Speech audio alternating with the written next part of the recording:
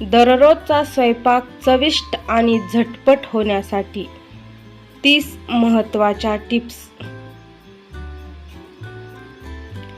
जर तुम्ही नोकरी करत असाल आणि सकाळी स्वयंपाक करताना धावपळ होत असेल तर भाज्यांचे वाटण, मसाले, आले लसूण पेस्ट, कांद्याची पेस्ट, टोमॅटो पेस्ट आधीच बनवून ठेवा, जेणेकरून रोजच्या भाज्यामध्ये या पेस्ट वापरता येतील आणि त्यामुळे तुमचा वेळ वाचेल. अनेकदा कोफ्ते किंवा मंचुरियन बनवताना ते विरघळतात. अशा वेळी कोफ्ते बनवताना जी भाजी वापरायची आहे ती भाजी किसून घेतल्यावर त्यामध्ये मीठ घालून ठेवावे. 10 मिनिटांनंतर भाजीला सुटलेले पाणी पिळून काढावे आणि नंतर त्यामध्ये मसाले व इतर जिन्नस घालून कोफ्ते बनवावे. त्यामुळे कोफ्ते मऊ होतात.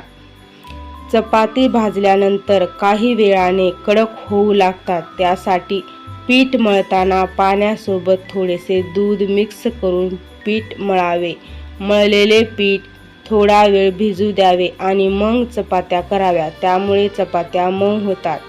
लिंबाचा रस व्यवस्थित निघण्यासाठी लिंबू काही मिनिटे कोमट पाण्यात बुडवून ठेवा. मसाला खराब होऊ नये यासाठी त्यामध्ये हिंगाचे खडे ठेवा. भेंडीच्या भाजीत 1 चमचा दही मिसळले तर ती चिकट होत नाही. कणिक मळताना चिमूटभर साखर घातली तर पुऱ्या चिवट होत नाहीत. कांदा कापताना डोळे चुरचुरत असतील तर 15 मिनिटे आधी कांदा सोलून त्याचे 2 तुकडे करा आणि पाण्यात भिजत ठेवा. कांद्याची साल डोक्यावर अथवा कानाजवळ ठेवल्यास कांदा डोळ्यांना झोंबत नाही. सोलण्याआधी भाज्या स्वच्छ पाण्याने धुवून आणि कोरड्या कापडाने पुसून घ्या. भाज्या आणि फळं खूप बारीक चिरू नका, कारण दिसायला कितीही छान वाटलं तरी यामुळे त्यातील पोषक घटक कमी होतात. बटाटे आणि वांग्याचा रंग बदलू नये यासाठी चिरल्यावर फोडी लगेच पाण्यात टाका. सफरचंदाचा रंग कापल्यानंतर काळा पडत असेल तर कापताना सफरचंदावर थोडं लिंबू चोळा.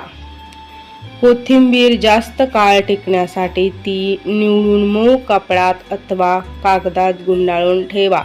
गोड पदार्थासाठी बदाम चिरून टाकायचे असतील तर आधी ते पाण्यात भिजत ठेवा, ज्यामुळे ते सोलणे आणि चिरणे सोपे होईल. लाकडे चॉपिंग बोर्ड